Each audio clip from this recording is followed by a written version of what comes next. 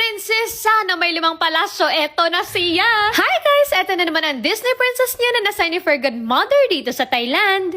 Eses! Pagkaswerte sa Disney princess, no? Kumain na lang ako dito kaya prepare na ng aking afames ang aking breakfast. Pero parang napuros man ito sagbot. Orda mo.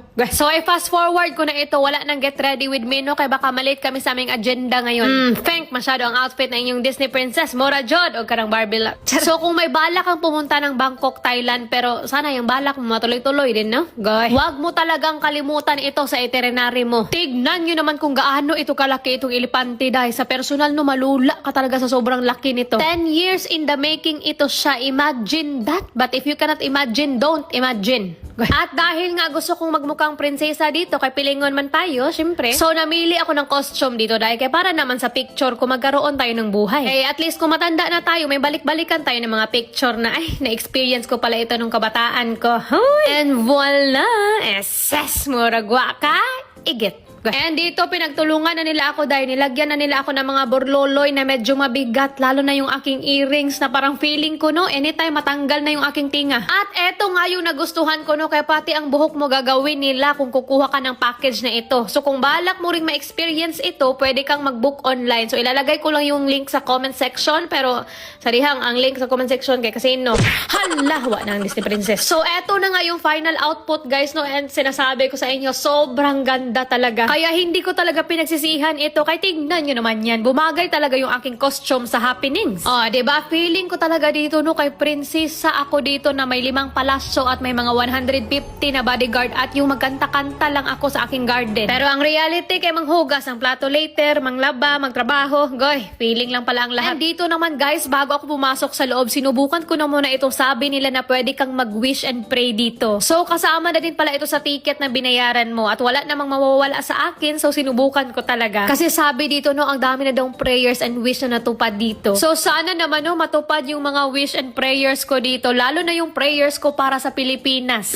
Sinali ko talaga yan dahil for the future na mga kabataan natin dyan sa Pilipinas, so they can experience a good country and pursue their dreams without worrying that their country is falling apart. So ang last ko nang ginawa dito ay nilet go ko na yung aking lotus flower. At dito nga ay pumasok na inyong Disney princess sa kaharian dito sa Erawan. At grabe, sobrang ganda sa loob at bawat corner, no, ang daming detalye na mapapa-question ka talaga sa sarili mo kung paano nila ito ginawa. Pero hindi ko na question yung aking sarili dahil para maglabad talaga yung aking ulo. At ang nakaka-amaze dito, no, kay ang bawat design dito kay may history. At maniwala man kayo sa hindi dahil, no, pero sa mga time na ito, nasa loob na ako ng tiyan ng elepante. Amazing. Oh, ayan, nasa loob ako dyan, naglakad-lakad kanina. At yung paa dyan ng elepante, yan yung elevator na ginamit namin paakyat. So sino ba naman mag-aakala na ang Disney princess ninyo nasa loob ng tiyan ng elepante ngayon? Para nakita ko talaga ang mga intestine, mga liver.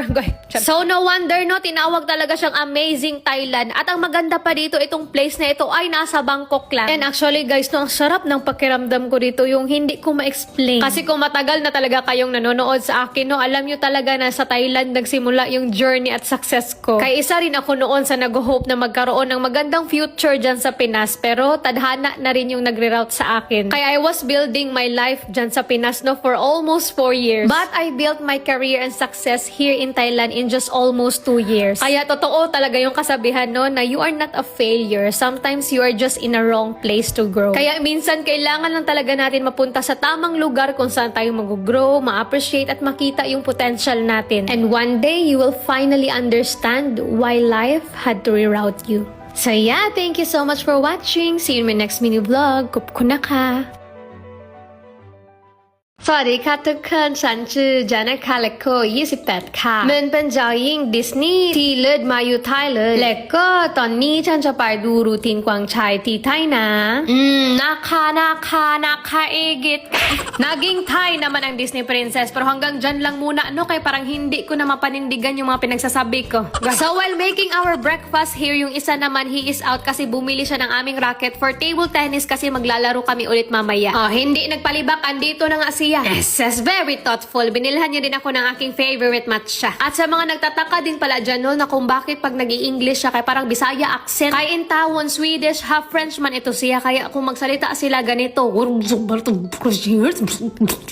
lips. Diba hindi ko alam kung tama ba yan? Basta yan yung naririnig ko pag nagsasalita siya ng Swedish. Kaya mahimuot talaga ako kung mag-away kami, day. Kay bisayain ko man yan siya. At pag nagbisaya na ako, magsalita na din siya ng Swedish, day. At alam nyo ba, pero times sa, manifest pala yung ginagamit ko dito. Goy, advertisement muna. Eto siya ni lipstick pang everyday look lang talaga. Fresh lang. Hindi magpakak-pakak yung iyong lips at mag-dry. Natural looking lang talaga at moisturizing sa lips. At bago ko ipagpatuloy yung aking kwento, no, kaya andito na din pala kami sa park ng aming paglalaruan. At alam nyo ba, nakakainggit lang, no, kasi free lang maglaro dito. Kahit anong laro pa yan, pickleball, futsal, basketball, ping-pong, badminton, sos, kahit ano pa yan, libre lang, magpalista ka lang dyan. Sana all na lang talaga, may mga gamit pa na pwede mong gamitin sa paglalaro. So eto na nga, day, pag nagbibisaya na ako, mag-start na din siya magsalita ng lengguwahe nila. So kung ako, pag hilom di bantay rin ko aron, siya naman, diba? Kaya last part, nagtatawanan na lang kami kaya hindi naman kami nagkakaintindihan. Pero believe din talaga ako nito sa kanya, day, kay grabe din talaga ka-sporty at hindi lang yan, sobrang competitive pa. At ako no, simula pa nung bata pa ako, naglalaro na ako nitong table tennis, kaya confident talaga ako na matalo ko siya dito. Pero same din pala kami na naglalaro din siya nung bata pa siya. Ses! Parang destiny lang pala kami. Day, pagkaigata. Pero dahil sa sobrang competitive niya, hindi ko talaga siya matalo-talo, day, at naninood talaga siya sa akin. Kahit nakailang set na kami no, natatalo pa rin talaga ako. At dahil competitive din ako, para na talaga akong maiyak kasi hindi ko matanggap ba na kahit isang set lang hindi ako nananalo sa kanya. At dahil ilang beses niya na akong natalo dito, parang gusto ko na talagang itapon yung aking racket sa kanya, day. Na sana lang naman, pinagbigyan niya na lang sana ako manalo kay jowa niya man ako. Pero hindi talaga, day. Umuwi talaga akong walang panalo. Walang jowa sa kanya. Goy, pastilan. Pero nagets ko din naman yung point niya. Ang sabi niya lang sa akin, I'm sorry baby daw, kay if you want to win, you need to work hard for it. You can't truly win just because I let you win. That's not a real victory. And real success comes from effort and earning it on your own.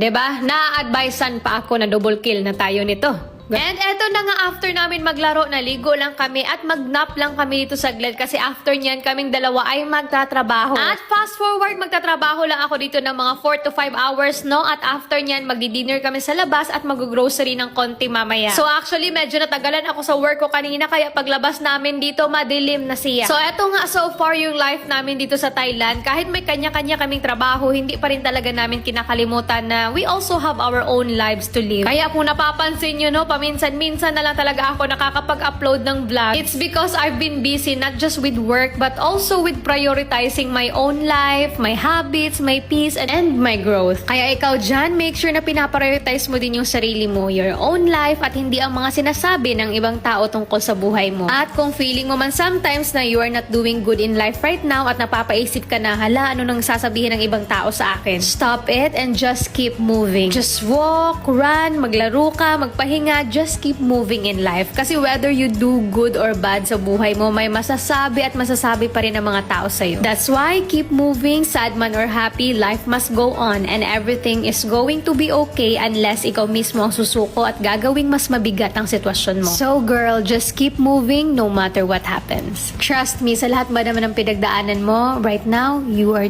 doing good in life. So yeah, thank you so much for watching. See you in my next mini vlog. Kupkunak ha!